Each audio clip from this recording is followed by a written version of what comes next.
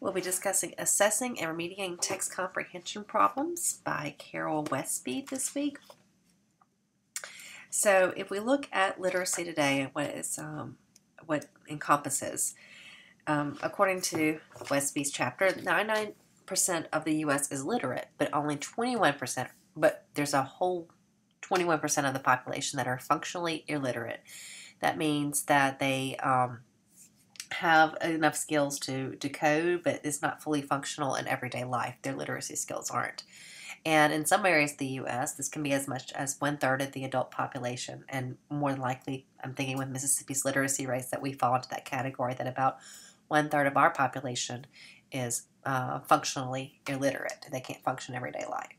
And the reason for this is because literacy has changed over the last century. In the early prior to mid to late 20th century, the functions of literacy were for basic literacy skills. This was just reading along the lines, the basic 3 R's, reading, writing, arithmetic. And then in the latter part of the 20th century, about the 1970s, probably a little bit later, you began to develop critical literacy. And this was literacy, reading between the lines and reading what wasn't there explicitly. And I remember when I was growing up, there was a lot of talk about reading between the lines, what the author's trying to say without directly saying it. But with the invention of the modern technology that we have and the way that the world works, we're now living in a world of dynamic literacy. This is reading across the lines and reading beyond the lines. This is very much the 21st century. Reading multiple texts, comparing and contrasting their content, and integrating their ideas. Reading beyond the lines is acting on the content gained from text and interrelating the content for problem raising and problem solving matters. So, all of our cell phones, internet, technology, the types of 21st century learners, they're expected to have dynamic literacy skills. And a direct effect of that is the Common Core State Standards. If you read the standards and as you become familiar with them, that's how they're designed for children to read multiple texts and compare and contrast over multiple media methods of presentation. So they're going to have to be able to maybe view a video and then read a text about Cinderella, for example, across multi-modalities. So they came up with this term called multiliteracies. Multiliteracies are multimodal ways of making meaning where the written word is part and parcel of visual, audio, and spatial patterns. This is a new term that was coined around 1994, so not even 20 years old, but this is the world as it is now. And whether it'll stay this way or if it will grow even more dynamic and complex is, of course, yet to be seen. Now, a lot of the impact of the changes in reading requirements from basic literacy to critical literacy and dynamic literacy, one result was the federal government gave grants called Reading First grants in the early part of the 21st century, in the early 2000s. My school in Franklinton, Louisiana, the first school in which I worked, was a Reading First school. And it was basically, you had to teach all 5 components of reading systematically, explicitly, all the components that we've been talking about. But it instituted things like reading coaches and reading interventionists and reading specialists and data driven instruction, differentiating instruction. There was extensive training for teachers in relation to this. Lots of things that happened to try to build teacher skills and ability to teach reading. And an analysis of the impact of the Reading First grants that was reported in 2008 said that it did not increase the percentage of students in grades 1 through 3 whose reading comprehension scores were at or above grade level. Some factors for consideration there, of course, grades 1, K and 1, really. You're having your crux or your phonological awareness and your phonics instruction. You're still learning to read all the way through 2nd grade. Then when they get to 3rd grade, it's that transition of reading to learn and the comprehension measures becoming more complex. So when I look at that data, I think, well, I wonder if we go a few years from now, if the data will change, if they'll be better comprehenders because they've had more time to develop those skills, or if it's still the same in that maybe the Reading First grant money and instruction impacted their ability to read, but not necessarily have as much of an impact on the a teacher's abilities to teach comprehension skills. So what is comprehension? There are cognitive and linguistic underpinnings for literacy. So, of course, young children use oral language to learn to read, and older children use reading ability to further language learning or read to learn. Reading to learn requires understanding a literate language style, which is a narrative style. It involves comprehension of novel words and increasingly complex sentences. We know that literate language is different than everyday oral communication and conversation. Readers must also have knowledge of their physical and social world and combine linguistic knowledge with world knowledge to create mental representations of text information. So they have to have all that background knowledge and prior knowledge. And of course, we know if they're coming in with limited prior knowledge skills, that's going to impact them in their reading and in their comprehension. So when you look at their reading, there's two types of components of comprehension and reading structure. There's microstructures. Microstructures are the linguistic components of the text, the words and the sentences. Think of micro as minor or small, so it's the small parts of what makes the text. The macrostructure, macro meaning big, is the content information or content schemata and overall organization of the content. So the micro is going to be your individual sentences, your individual words, your semantics. The macro is the overall structure, how everything is laid out. So what linguistic skills do we need for literacy? Academic language involves specialized sets of words, complex grammar, and organization strategies used for higher order thinking processes and to describe complex concepts and abstract relationships. So what that means essentially is that it's very, the structure of, especially the microstructure of text is going to be different than our everyday conversation. Even the way I'm rephrasing this to lecture you is different than the way Westby has written it. And even when I put it in my PowerPoint, I'm leaving out some extra words that she puts in there, not necessarily verbatim, because we're just trying to summarize the information. So, but when you look at linguistics in the text, they're very long sentences, very complex. Meaning can change based on the placement of the clauses. So there's a lot of complex processing here in the linguistics that goes into understanding text. Then conversational language is used to meet needs, such as accomplishing daily tasks, share personal information. That's different than academic language, which is used to analyze, evaluate, synthesize, and explain. Again, the purposes for you reading this text and taking this course are different than your everyday conversation that you might be having with me about a specific student. So academic language discourse it's more lexicalized. I don't know why I'm having trouble saying that word tonight. Lexicalized, and that each clause has more vocabulary words that carry the meaning of a text than oral conversational language. Written texts make more use of nominalization, which is substitution of one grammatical class structure for another. And then they make use of more complex syntactic patterns than conversational discourse. So those are some examples of how academic language differs from conversation in the linguistic aspect. The nominalization example in the book is his documentation of the treachery versus he documented the treachery. The words are the same, which changes the place in the grammar. It's used extensively in social studies and science texts. We see nominalization.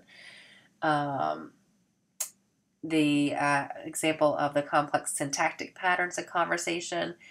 In the sentence from science, the radius is then plugged into the formula for the area of the circle. So it makes greater use of the types of dependent clauses that you need to use. And so it's not necessarily the first thing that's said in the sentence what the expectation of the student is supposed to do. You have to be able to break down the sentence and say, okay, first I do this, and then I do this. It's adverbial clauses, adjective clauses. They have a lot of use of connectives, when, while, so, because type of words that are used in these linguistic texts. So Westby gives tons of great examples in the text about how it's more lexicalized. All right, so what's the cognitive understanding that we need for text comprehension? To gain meaning from text, the student must have a content schema, which is a mental model for the facts presented in the text, and a text schema, which is a superordinate organization for the presentation of the content information. So Your content schema is the mental model that you already have in your head for hearing stories, but the text schema is specific to the organization of the text as it is in narrative language or narrative discourse or expository discourse. So subsequently, speed of reading and comprehension increase when the reader possesses knowledge of the text content schema and grammar structure. It's easier to comprehend this whenever you have a prior knowledge of the type of scheme and structure that the text is going to be following. So the schemata is hierarchically organized sets of facts of information describing generalized knowledge about a text, an event, a scene, an object, or classes of objects. It enables us to make inferences and read between the lines because we're not having to put so much of a cognitive load on processing the structure of the text. If we know the structure, we can process more of the information and read between the lines about what the author's intentions are. Subsequently, difficulty in inferencing can be due to a lack of relevant schema knowledge. If you have to process the text as a brand new schema without that framework, then it's going to be more difficult for you to comprehend the information. Just think about the difference in reading this text versus a book for pleasure, such as, I don't know, Game of Thrones or Unbroken, or I was recently reading The Goldfinch. Your processing is different. You know that the structure in No Broken, it's a social studies text, so, and it's a biography, so you know what the pattern it's going to follow. In Game of Thrones, that's a fantasy type of series, so you know there's a certain pattern that those novels were going to follow. And then Goldfinch, it's more of that high lit, it was a Pulitzer Prize winning novel, so you know that the process of the language is going to be greater there than, say, for instance, one of those, than the Game of Thrones language. Different types of language, different types of structure and content schema based on the genre that you're in, or the text requirements: science, social studies, mathematics. So if you have difficulty in inferencing, it can be due to difficulty in accessing relevant schema knowledge and integrating it with the text because of processing limitations. So it's just way too much information to process. I know when I'm reading this text, even I am sometimes going, this is way too much for me to process right now, particularly if there's a lot of distractions. I was reading on my way home from vacation. I looked at my husband. I said, what does this say about me when I'm reading a comprehension text and I've had to reread the same sentence 5 times? And he said, you don't need to be reading that right now. Which was not my point. My point was, no, I need to be reading this. I have too much going on and distracting me to process the information, because you have to translate it into your own words to make sense in your own prior knowledge and expectations than just reading it as it's presented in the text. And then difficulty in inferencing can also be due to the readers that may be unaware that inferences are necessary. You have to know that that's required in certain types of text. So more cognitive understanding for text comprehension. Comprehension requires a variety of inferences that involve understanding of physical and psychological, temporal, and cause-effect relations between people, objects, and events. And this talks about the types of inferences you have. You have anaphoric reference, a pronoun or noun phrase that refers to a previous text entity, such as the wolf stopped Little Red Riding Hood. He asked her where she was going. You have to know who he and she are based on the prior reference in the text to the Big Bad Wolf and Little Red Riding Hood. You have bridging and relational inference, which requires readers to integrate semantically or conceptually related information across sentences. Morgan sat at the kitchen table doing addition problems. She could hear the TV. It was her favorite show. She sighed and got to work. So you have to be able to inference that she's sighing because she wants to watch her favorite TV show, but she can't because she has homework to do. She would rather be watching TV. Explanation-based causal inference requires readers to infer the antecedent or consequences of an action, such as inferring that Martin Luther King held his march in D.C. because he wanted to have laws changed.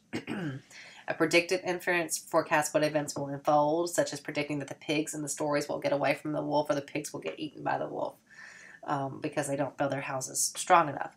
A goal inference, which infers intentions of an agent. For example, wolves and foxes in stories generally want to eat pigs.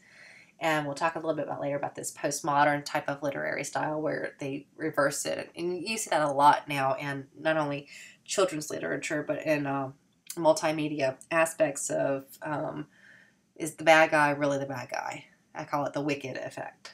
And we'll talk about that a little bit later, but it has changed what some of the expectations for literature are when they're reversing those typical patterns that we expect.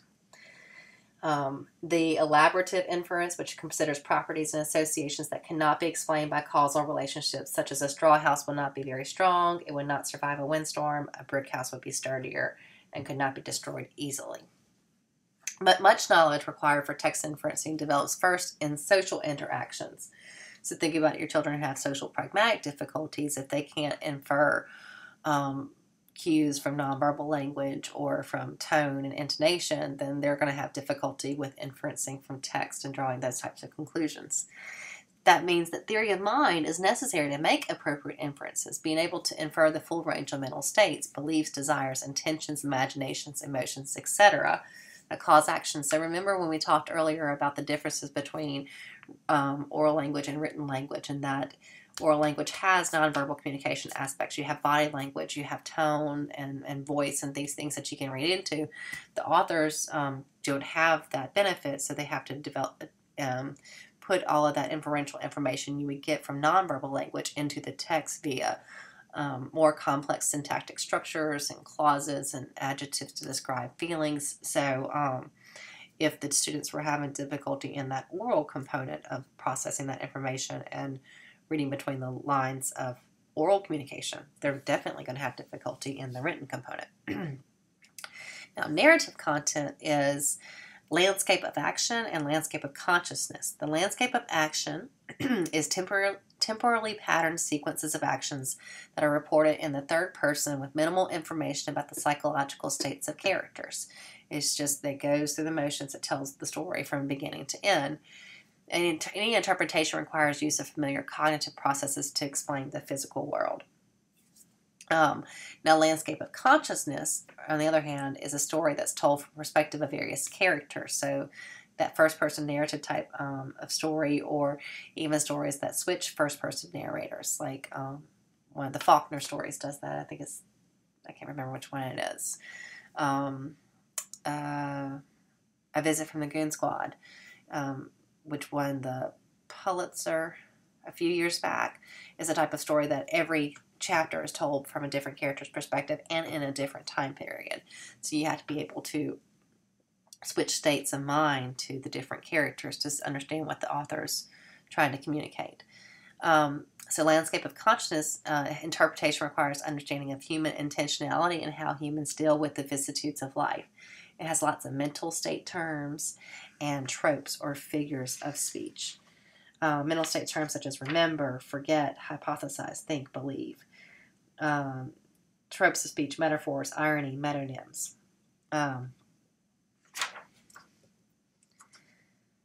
So, again, more cognitive understanding for text comprehensions. You have two types of cognitive functioning, narrative and paradigmatic or logical scientific. That's that expository text type of genre. Narrative texts are described in terms of causal event chains or story grammars. And you can find that in Table 7.1. There's a comparison between narrative and expository.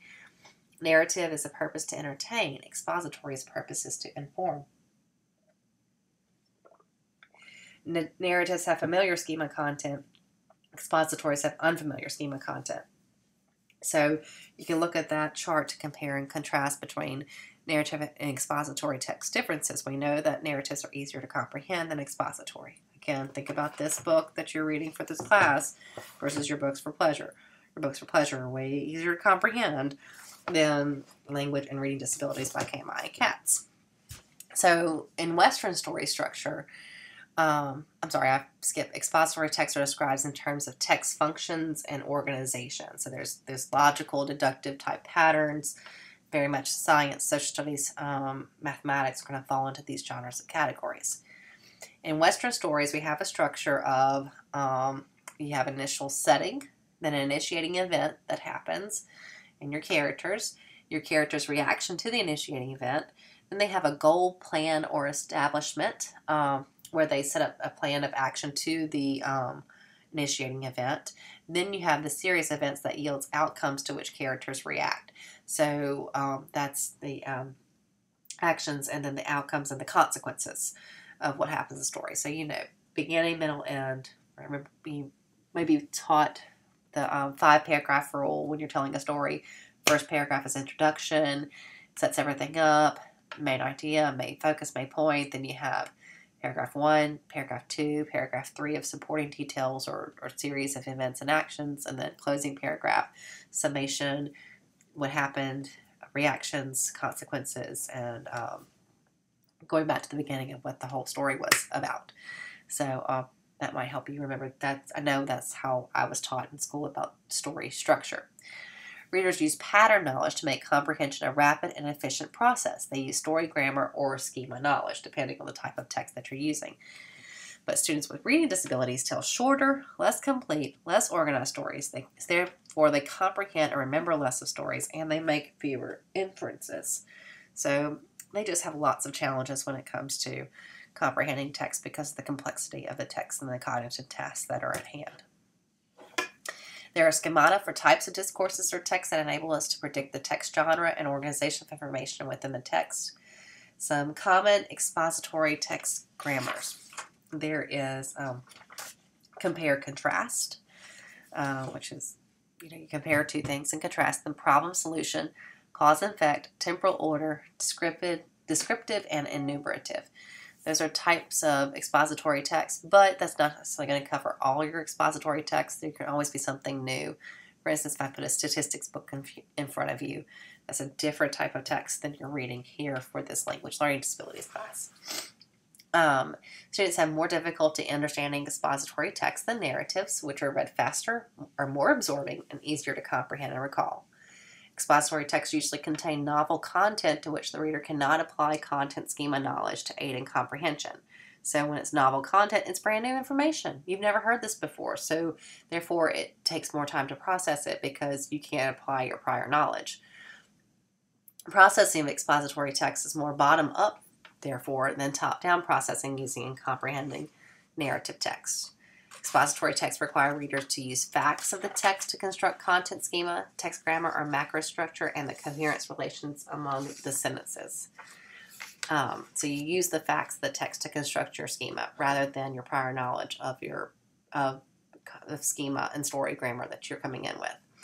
Narrative texts unfold in terms of goals and reasons for these. Expository texts have more physical state ideas like linked by consequences, property, and support relationships. So these are all the differences between narrative and expository text.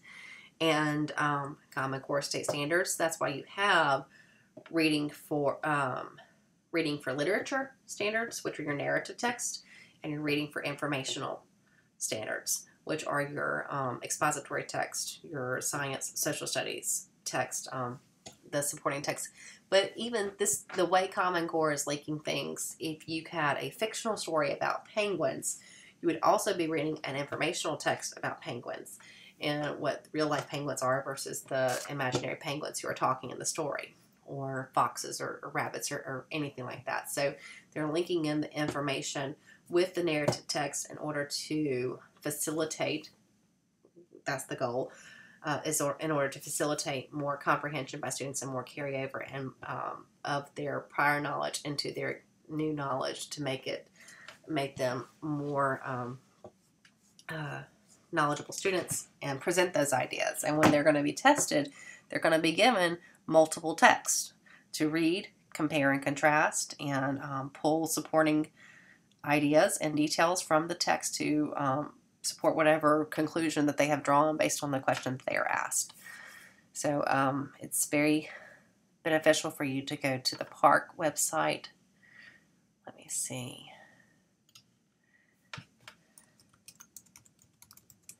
This is the website for, oh, no, it's not PARC.com. Maybe it's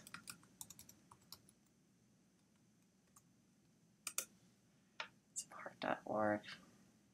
I don't know. I will find it.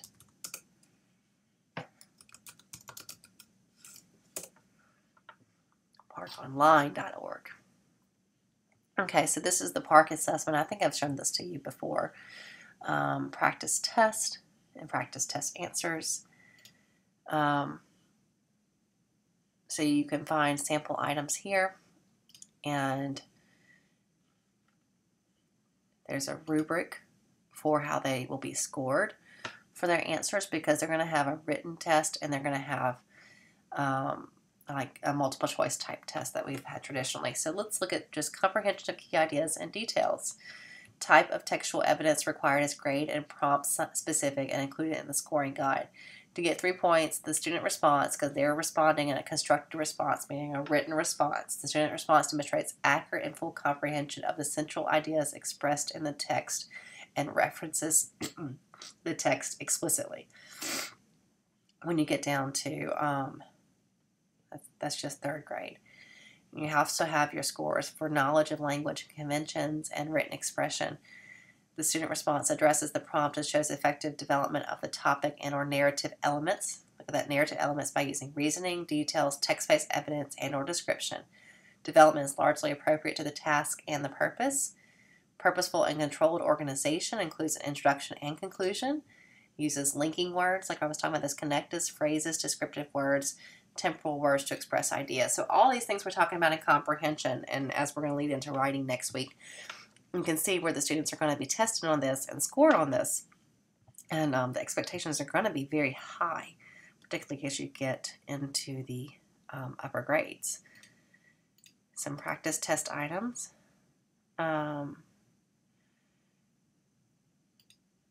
Standard.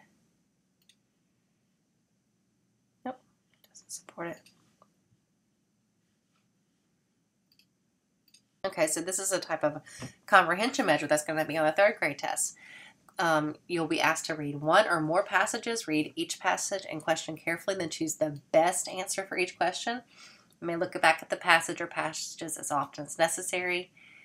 And then for constructive response questions, type your response in the box provided. So you can start a test. So you're going to have a story that you have to read. And the numbers, of course, are the lines. What does cross mean? As it's used in paragraph 28 of Johnny Chuck finds the best thing in the world. When the long day was over, they started up the lone little path past Johnny Chuck's house to their own homes. Look how many clauses are in this. When the long day was over, they started up the lone little path past Johnny Chuck's house to their homes. All right, and that's a phrase. So they could restate it. They started up the lone little path past Johnny Chuck's house to their homes when the long day was over. It doesn't change the meaning. It's just all about how the author wants to communicate things. But that is a very loaded sentence for a 3rd grader to process. And think about how many comprehension demands are within that sentence. They didn't hurry now, for they were so very, very tired, and they were cross. Oh, so cross. So does it mean excited, lost, upset, scared? And of course, you might think upset and scared could be 2 things that children might get confused if they don't have a really good foundation of what they're comprehending about this text. Which statement best supports the answer to part A? So now you have to find the supporting reason why you chose cross. Because they ran this way and ran that way. They hadn't found the best thing in the world. They started up the lone little path. They didn't hurry now.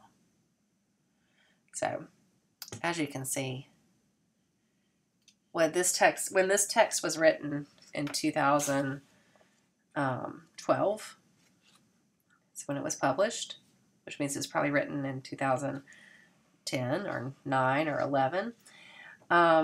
This wasn't even available, but what this chapter is, what Carol Westby is saying, is Common Core State Standards. Everything that she speaks to is what the demands of the new testing and the new world of school practitioners are.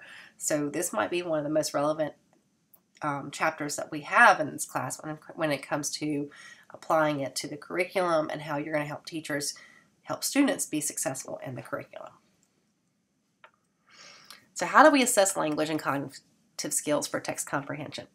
First, you want to assess literate language style, or the text microstructure, the individual components of it.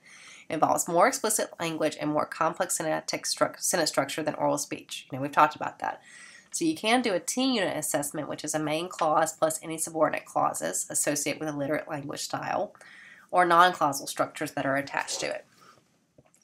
Types of, let's see, does it define non-clausal? I thought it did. Sorry. Types of subordinate clauses are in clausal density. Sorry, these are the other types of things that you can assess. These are the types of things you assess for the teen unit assessment. So the main clause, then you can assess the types of subordinate clauses, such as and clausal density. You can assess how many connectives there are, elaboration of noun phrases, the mental linguistic verbs, such as think, know, forget, remember, the adverbs, and the emotional words of the text. So the types of subordinate clauses are different. While Max went to the store, until he had no food left. Those are several examples the book has of the types of clauses. And we just saw some examples of the clause when the long day was over.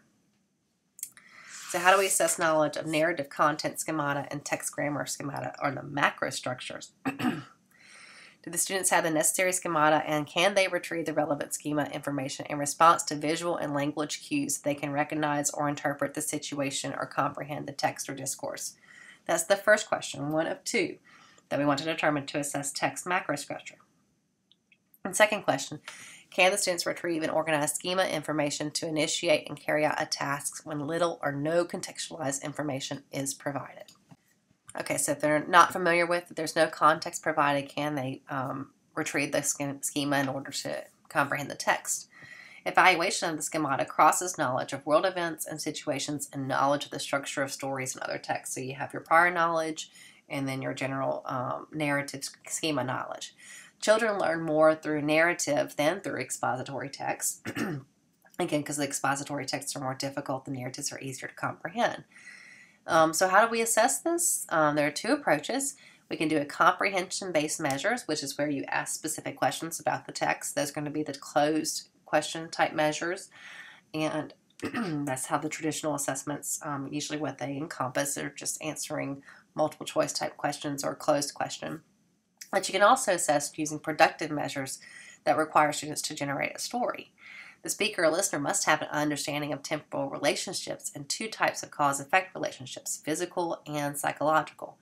The narrative requirement, the story producer and receiver deal conjectively with what happened in the action of the story and what the protagonists were thinking or saying. So table 7.2 gives examples of narrative structures, content, and example stories. By the grades, it gives preschool, early elementary, and later elementary. So in preschool, they begin with just a description. They might have an action sequence. In early elementary, they have abbreviated episodes. They have centering and chaining present, but stories have at least an initiating event, a response, and a consequence. So yes, this is very complex to do on your own if you've never done that type of assessment before, but luckily, as some of you found in our research review, and I think it's a little bit later, there's a test of narrative language that has this all broken down for you already, essentially, that you can use that to do a narrative assessment of a production and the comprehension aspect. And that's very helpful. That's usually the measure I use if I want to have some type of assessment of their comprehension abilities in regards to narratives and their conversational abilities and their ability to produce good narratives. So more ways to assess the recognition and comprehension of content schemata. Have children tell stories from wordless picture books or DVDs. The Max the Mouse wordless DVDs are useful for obtaining oral and written stories. So you can get oral measures or you can get written measures. Of course, it's all going to depend on the age of the child and their writing ability. And of course, if you're getting a written measure, you're not looking for spelling correctly or anything like that. You're looking at their macro structure. And then you can have children tell or write the story in the book or the video. Ask children comprehension questions about the book or video. Some types of questions that clinicians ask that focus on a variety of schema relationships use guidelines. There's reporting. What was the boy doing? What happened? Tell me what happened. Projecting. what was the boy saying to the big frog? What is the frog thinking? Reasoning, why did they do that? And then predicting what will happen next. And to go beyond this a little bit, you can add explicit questions, the who, where, initiating event, problem, and outcome resolution type questions. The implicit questions are the feelings. How does tell me how the character feels. Causal inference. Why did the frog follow the footprints? Any dialogue. What do you think he would be saying here? Prediction. What do you think will happen next? And then a theme question. And thinking about everything that you learned after the story. If you had a friend who wanted to do something, do this, what would you do? Would you let them? And of course, the theme would all depend on the text that you're using. You can score responses on a scale from 0 to 2. And from 3rd grade up, you want to ask questions about how more than one character feels. So you can be assessing the landscape of consciousness, not just the one character that's the main character in the story. There are also informal reading inventories, such as the qualitative reading inventory 5.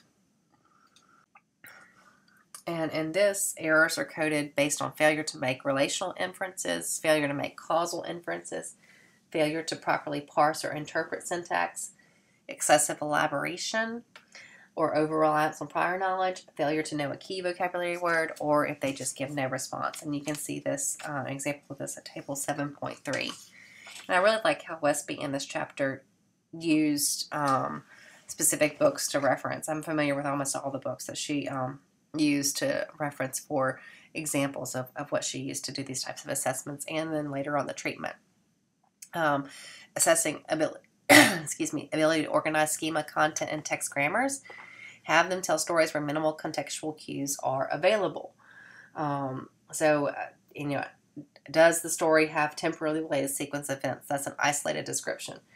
Does the story have a causally related sequence of events? That's an action sequence.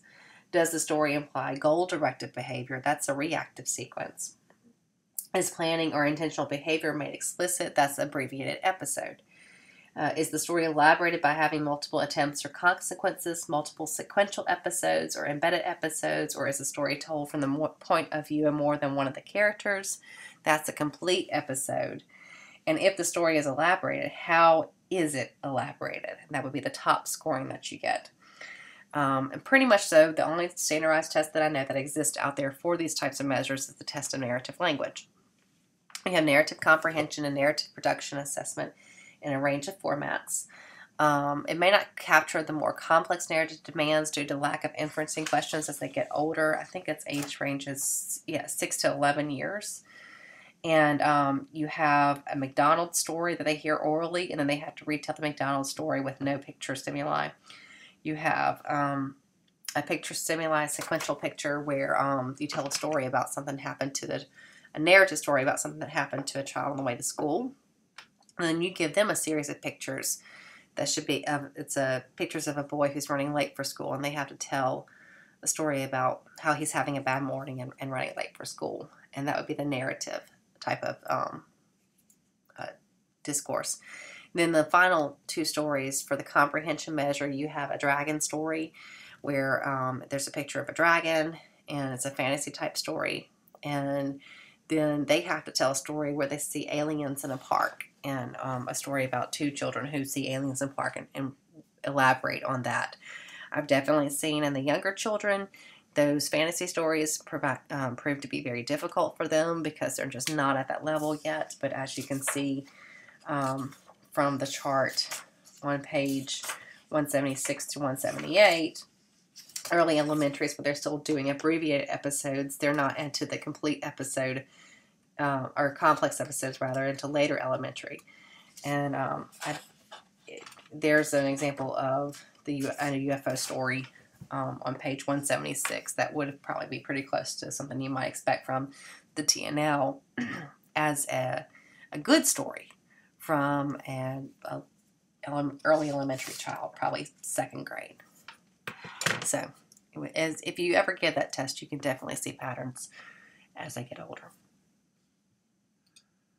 So now that we've assessed it, how do we facilitate text comprehension? Differentiating instruction means creating multiple paths so that students of different abilities, interests, or learning needs experience equally appropriate ways to absorb, use, develop, and present concepts as a part of the daily learning process. Essentially, this is RTI. What can SLPs do? We can identify what is required in a learning task. We can determine student strengths and weaknesses, develop differentiated lesson objectives, and describe strategies for teachers and SLPs to use to differentiate instruction. Now, how we can differentiate instruction, we can differentiate it by content of topic, what information should the students learn. We can differentiate by the process or activities. It's important for students with language learning impairments. So this is where you incorporate multimodalities, multisensory types of presentation. And then a product with students may be given multiple options for expressing what they know and understand. Some might need to do it orally, some might need to do it written, drawing, whatever method works. So how do we develop the linguistic microstructures? You want to develop literate vocabulary. Written literate language uses more specific vocabulary and more complex syntactic structure. And we know that vocabulary ability in kindergarten and first grade is one of the best predictors of language comprehension skills in middle school. In your traditional vocabulary instruction, you have just straight up dictionary definitions. Look the word up in the dictionary, use it in a sentence, but you don't get a lot of functional use out of that. It's not putting it in their own words. In the Collins Coville Dictionary, it has pictures, examples. It's very user-friendly definitions of words. It rephrases it, puts it in their own language.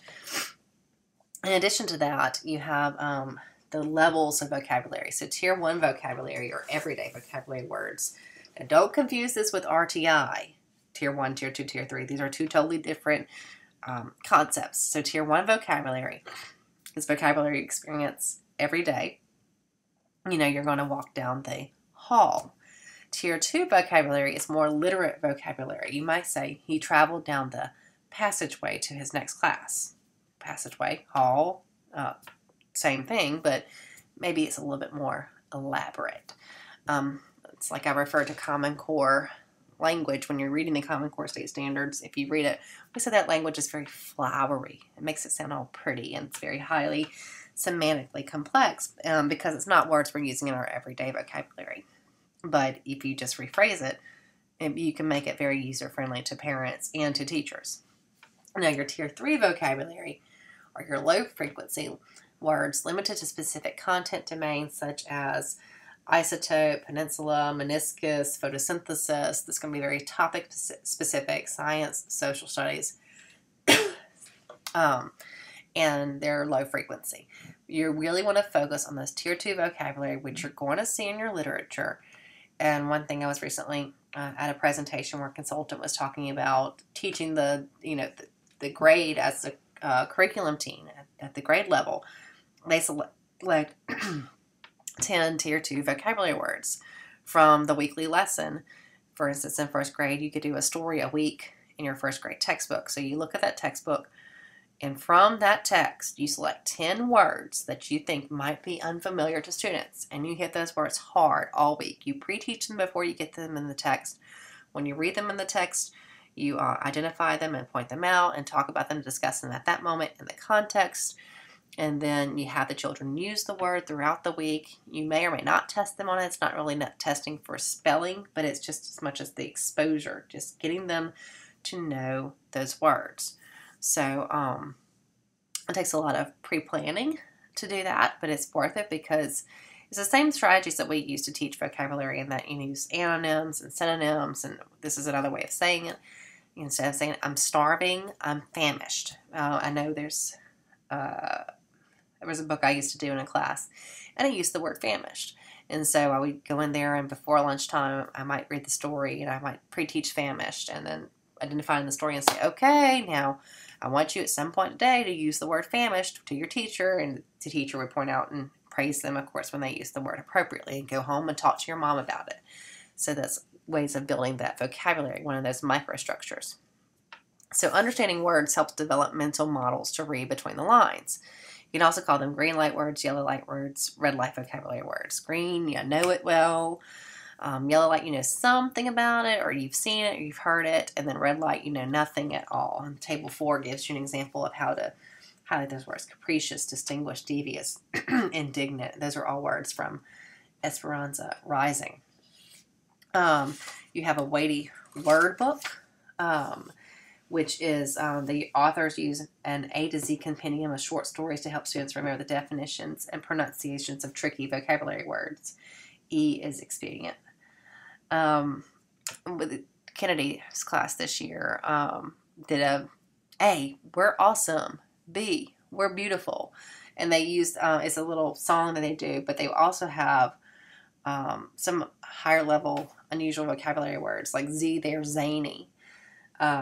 U, they were unique. So that's an example of a song they did for fun for kindergarten graduation, but also is a great opportunity for teaching weighty vocabulary words. So good vocabulary learners know multiple meanings for words, which increases fluency as well as comprehension.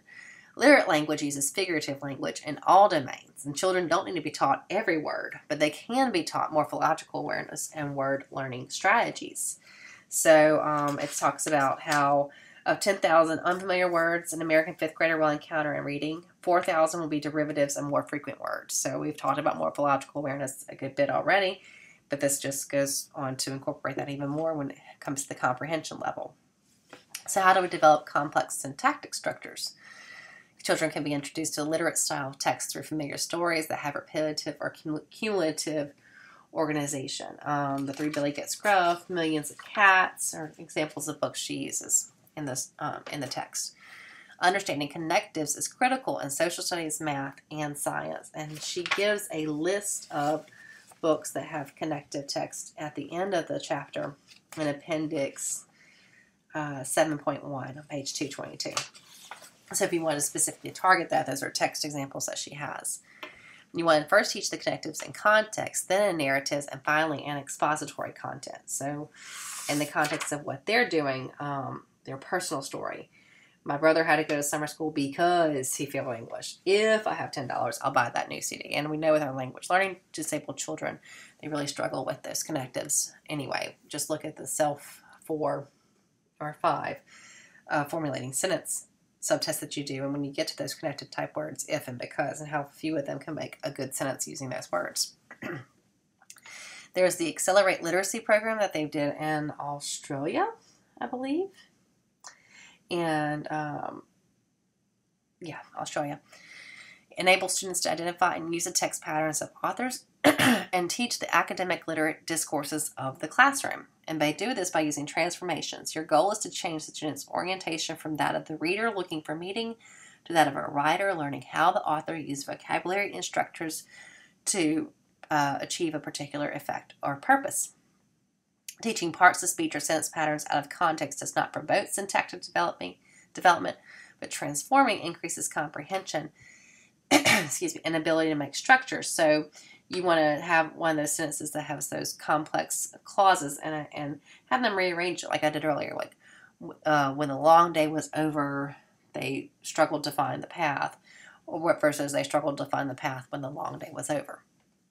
Because of the syntactic complexity of sentences, parsing strategies for complex sentences may be used to allow students to determine the various ideas in the sentences, then restate the text in their own words. Okay, so here's an example of Nora's teaching some syntactic strategies of how to parse out sentences. Okay. There's a very complex sentence at the top, and we're going to take it apart into smaller sections. Danny was playing with who? With his friends one spring day. Now watch what's going to happen, you guys. I'm going to move that end of the sentence to the beginning of the sentence, and now read it with me. One spring day, Danny was playing with his friends. So as you can see, she was using they did animated PowerPoints to teach out this parsing strategy. So that's that visual incorporation. And I'll be sure to post a link to this website, to this video on your material for this week. But I wanted to show you that as an example of teaching that parsing strategy. So now moving into macro structures. How do we develop content schema knowledge? Conceptual knowledge for narratives involves awareness of temporal action sequences, cause-effect or reactive sequences, planning, and understanding the concept of trickery or deception. Now, early literacy experience has a critical role in student success, as we've already discussed extensively throughout this semester. Narrative facilitation can be done in therapy or classroom, built around the curriculum based on the student's current narrative ability. You want to begin with books with temporal sequences, because this is the first step in that process of narratives. That's going to be the very first level that they experience. Again, looking back to that chart on page 176, description type, action sequences. So the book gives several good examples of stories with sequential events. Next, you can use cause-effect sequences, which give rise to reactive sequence stories. Cause-effect must have a set of sequence events, and she uses the example of the Porquois tales, and this is a good example of, she is an author.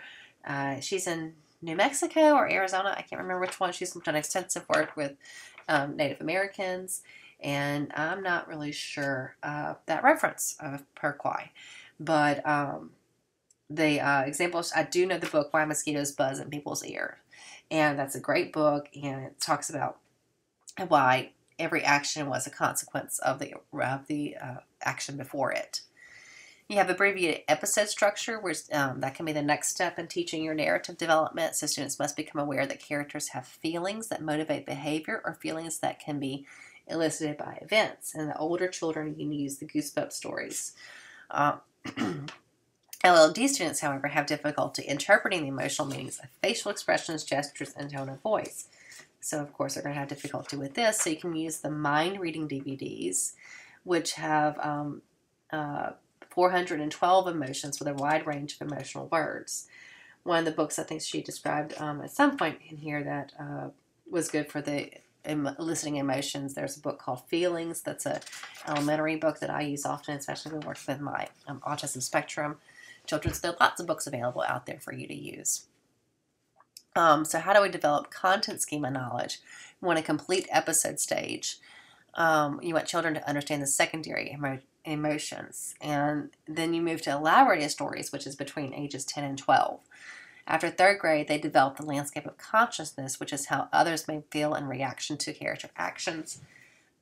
You can use character maps to develop the awareness of landscape of consciousness. The table 7.10 has a good example of this.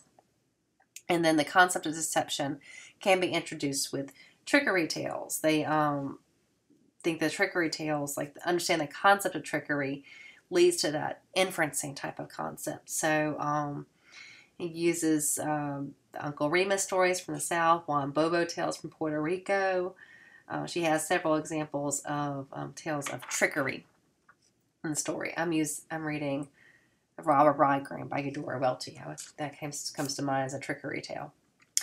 As students develop ability to produce stories, they also develop a meta-awareness of narratives, or a thinking awareness of narratives. You want students to read different versions of the same story, which can assist students in developing multiple perspectives. And in the appendix 7.2, I believe it is, yes, on page 224, she has 40 stories of Cinderella that are listed, or different versions of Cinderella. And I know that we've gotten one at the library that isn't even listed here. So there are so many versions of the Cinderella tale across cultures that you can use to teach these this concept of meta-awareness of narratives, and how other characters might feel, like the story of the stepsisters or the stepmother, where they're not necessarily the bad guys. That wicked example of how the story is told from Elphabet's perspective. And there's also, using the Wicked example, you have The Wizard of Oz, written by the original author. Then you have the Wicked series, which is the book. Now, if you know the Wicked play in the theater, it's actually very different from the book. And the ending's different. And those are 3 different modalities of essentially the same story. And then let's cross over to television. And you have the TV series Once Upon a Time, where they also had the character from The Wizard of Oz, the Wicked Witch, come over to Storybrooke, or whatever the name of the town is. They didn't call her Alphabet, though. They called her something else. And so you have 4 different versions of that one story They can help students develop that landscape of consciousness and meta-awareness of the different types of narratives. You have sensory immigration strategy, which is a multi-sensory strategy that helps students to use their senses with reading. Think about how it would feel to touch it, how it would smell. Narratives can be used to provide students with some schema knowledge they need to comprehend expository text. So you can use the narratives to build that expository knowledge. You can use eye charts. Sensory imagery. The SIS is an example of that on page 203, table 711. The eye charts provide students with a framework for asking questions, comparing answers across multiple texts, and coming to their own conclusions. Table 7.12 on 205 gives an example of an eye chart to help develop this concept. And then you have comprehension and social science requires empathy. So some good examples of how to teach that to your students. The You Wouldn't Want to Be book series. You wouldn't want to be a pioneer woman, or you wouldn't want to be an American colonist, a settlement you'd rather not start. If you get really hungry, boil up your boots and eat them. Don't steal food from the natives, you might end up dead. Good examples of what actually happened, historically speaking, putting it in more user-friendly terms that students can understand. In social studies, find books that describe experiences through the eyes of different persons. I can use T-charts.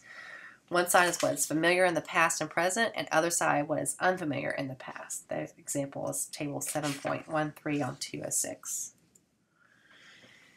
Now, narratives can be incorporated into your science lessons as well. And you can use informational storybooks. Students use more prior knowledge in constructing an understanding of both the text and information. Students continue discussions longer. Students make predictions twice as often. And students exhibit a greater level of comprehension. We're more likely to make extra textual connections to interpret the text when they used informational storybooks to tie into the science text. Like I was talking about the Penguin book that might be a fictional text tied into the informational Penguin book. For reading between the lines questions, types of questions you can ask to read between the lines. Right there, what's right there in front of them, what's directly stated. The think and search questions. Think about it and search for it. You and the author, what's the author trying to tell you? What are you taking away from it? And then on your own, what would you do if this happened to you? The ability to use cues is critical for landscape of consciousness because the character's thoughts and feelings are often implied. Multimedia texts provide opportunities for students to think more deeply about concepts. And you can use the strategy of the observation inference chart to make observations and then link the inferences to the observations and inferences on their own.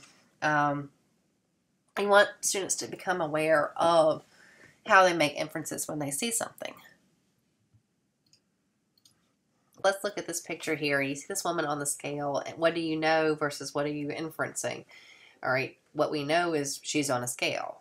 What we might inference is that she just got out of the shower because her hair is in a towel, or we could inference that she might be about to get into the shower. We could inference that she has gained weight because of the expression that she's making. What we know is that she's not very pleased right now. So these are examples of drawing awareness to students inferencing and the conclusions that you're drawing, whether you realize it or not. And then students with LLD need support in inferences and making observations. Developing text grammar structure. The meta-narrative approach in elementary is an explicit teaching of narrative structure which promotes comprehension. Of course, we've talked about teaching narratives extensively already. When identify character goals, students must be able to recognize and understand the various plot elements of conflict and resolution. It also promotes the production of complex syntax.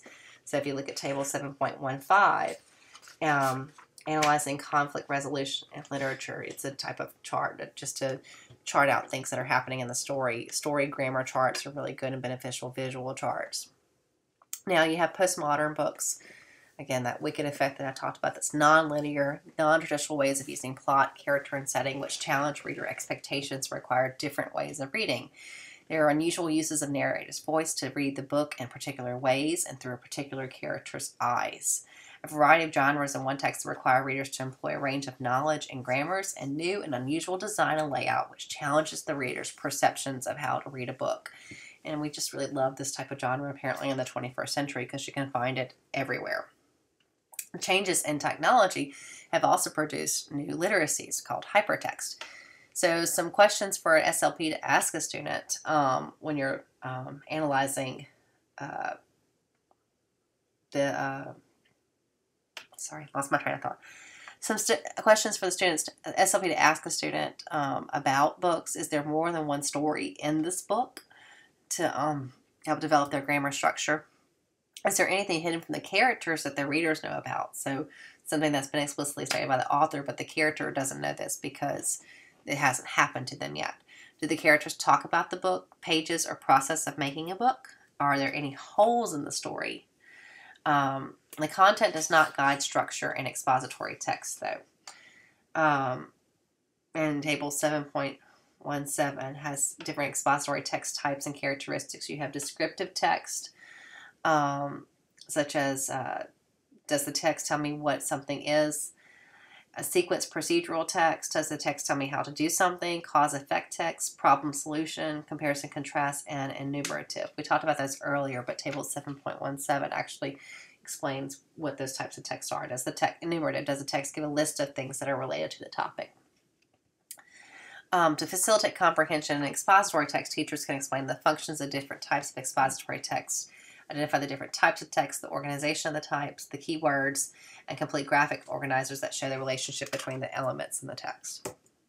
So in summary, adequate assessment includes evaluation of adequate assessment of comprehension involves literate language style assessment of their physical and social world knowledge, and their assessment of their ability to organize this conceptual knowledge into coherent text. We must facilitate students' development of text microstructures, which are the individual small parts, literate vocabulary, syntactic patterns, and the text macrostructures, which are the content schemas and text grammars. Texts must be presented that are interesting and comprehensible to the students, and instruction must be differentiated to meet the needs of individual students.